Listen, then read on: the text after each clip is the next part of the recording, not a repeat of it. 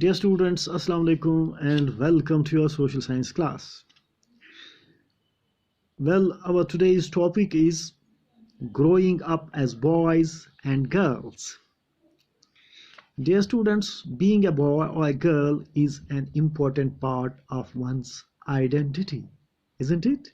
Yes, it is. The society we grow up in teaches us what kind of behavior is acceptable for girls and boys, what boys and girls can or cannot do.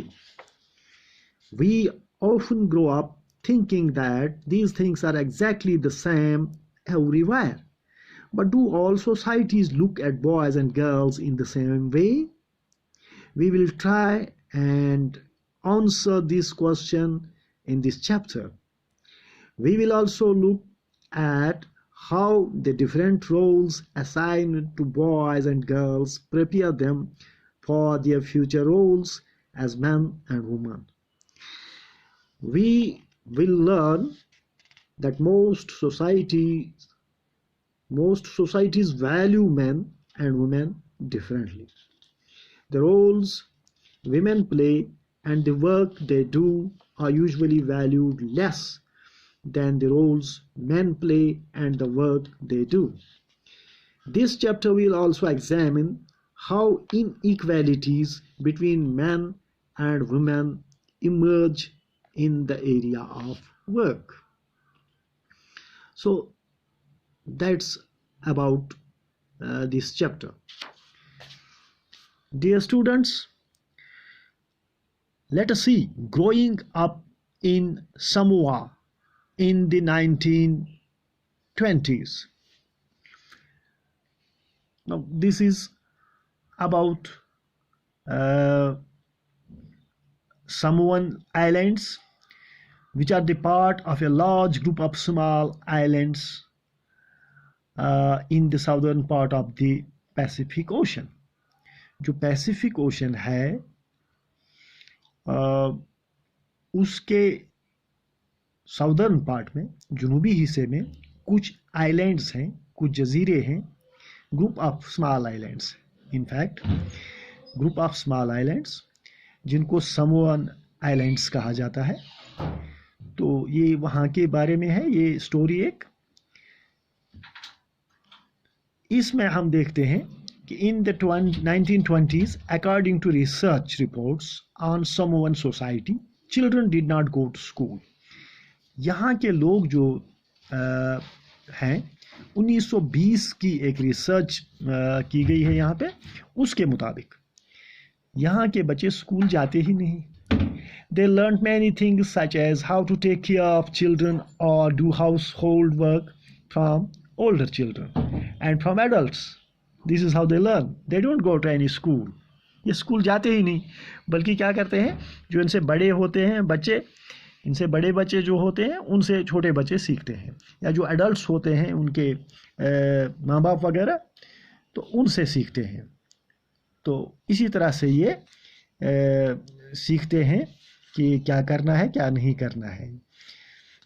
तो school ये जाते ही नहीं है. Fishing was a very important activity on the islands. तो यहाँ के लोग जो थे वो मछलियाँ पकड़ते थे, फिशिंग. सो ये बहुत इंपॉर्टेंट एक्टिविटी थी इस सोमोन आइलैंड्स में. Young people therefore learned to undertake long fishing expeditions, but they learn these things at different points in their childhood. तो यहाँ के जो बच्चे थे ये जब थोड़े से बड़े हो जाते थे, नौजवान यंग हो जाते थे, तो ये सीखते थे कि फिशिंग एक्सपीडिशंस पे किस तरह से जाना है. मछलियाँ पकड़ने के लिए हमें दूर दूर तक जाना है एक्सपीडिशंस पर, तो हम मछलियों का शिकार करने के लिए किस तरह से जाएंगे. ये चीज़ें ये मुख्तलिफ अवकात में उनका जो बचपन है, तो उसमें मुख्तलिफ अवकात में मुख्तलिफ वक्तों में वो ये चीज़ें, मछलियाँ पकड़ने का फ़न और शिकार करने के, मछलियों का शिकार के लिए जाना, ये सीख लेते हैं. As soon as babies could walk, their mothers or other adults no longer looked after them. थोड़े से बड़े हो जाते हैं ये बच्चे, चलना फिरना सीखते हैं, तो फिर उनकी माएँ जो होती हैं या जो बाकी अडल्ट्स होते हैं उनकी फैमिली में या उनके रिलेशनशिप में, तो वो उनकी देखभाल नहीं करते. Older children, often as young as 5 years old, took over this responsibility. तो उनकी देखभाल कौन करता है? जो बड़े बच्चे होते हैं, 5 साल से बड़े होते हैं, तो वो छोटे बच्चों की देखभाल करते हैं. है ना अजीब बात कि इनके जो बड़े होते हैं एडल्ट्स, वो उनको छोड़ देते हैं. जब ये चलना फिरना थोड़ा सीख लेते हैं तो फिर बड़े लोग उनको छोड़ देते हैं. फिर जो बड़े बच्चे होते हैं, 5 साल की उम्र से ज़्यादा जो बच्चे होते हैं, वो छोटे बच्चों का ख्याल रखते हैं, उनको लुक आफ्टर करते हैं. तो ये रिस्पॉन्सिबिलिटी वो शोल्डर करते हैं. Both boys and girls looked after their younger siblings. जो लड़के हों या लड़कियां हों, वो अपने छोटे भाई बहनों की देखभाल करते हैं. By the time a boy was about 9 years old, he joined the older boys and learning outdoor jobs like fishing and planting coconuts. So this is what they did. It is the research of 1920s. Girls had to continue looking after small children or do errands for adults till they were teenagers. तो ये यहाँ पे हम देखते हैं कि division of labour है.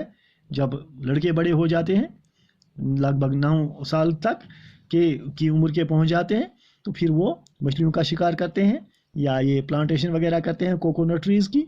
और लड़कियां जब बड़ी हो जाती हैं तो वो छोटे बच्चों के लिए वो उनकी देखभाल करती हैं, तो उनका लुक आफ्टर करती हैं वगैरह. तो इस तरह से ये लोग जो हैं अपनी ज़िंदगी का सफ़र जारी रखते हैं. तो इसके बाद क्या होता है?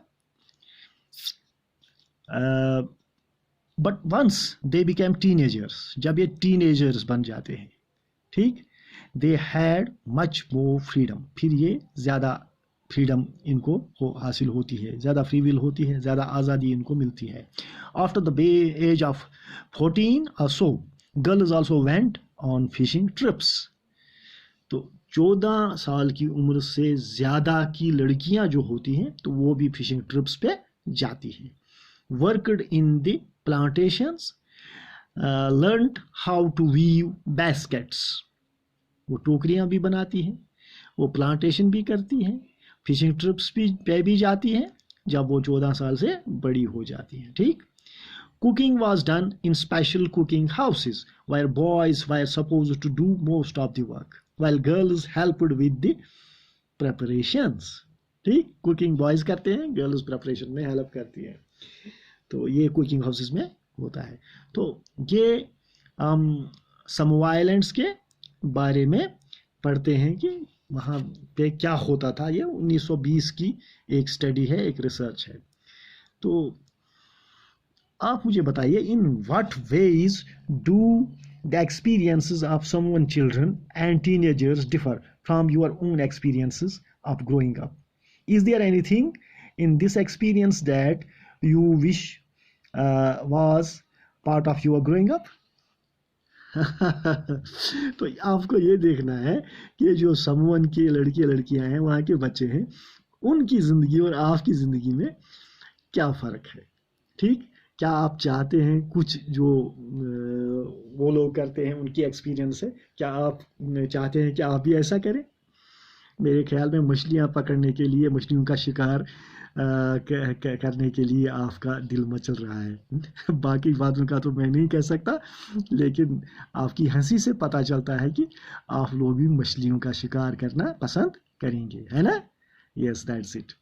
तो अब इससे हमें ये पता चलता है कि ये जो मुख्तलिफ सोसाइटीज़ होती हैं, मुख्तलिफ सोसाइटीज़ में जो है लोगों का रहन सहन, उनका तर्ज ज़िंदगी, उनकी सोसाइटी, उनके रस्म रिवाज वो मुख्तलिफ होते हैं। तो इसी तरह से वहाँ पे जो व्यवहार किया जाता है, सलूक किया जाता है लड़कों के साथ और लड़कियों के साथ, वो भी थोड़ा सा मुख्तलिफ होता है एक दूसरे से। तो अब हम इसके अलावा बाकी स्टोरी जो पढ़ेंगे, हम पढ़ेंगे कि हमारे मुल्क में किस तरह से मेल और फीमेल चिल्ड्रन जो हैं उनको किस तरह से ट्रीट किया जाता है और उनकी देखभाल कैसे की जाती है। तो इसके बारे में हम नेक्स्ट वीडियो क्लास में पढ़ेंगे। आज हम इस लेसन को यहाँ पे ही कंक्लूड करते हैं।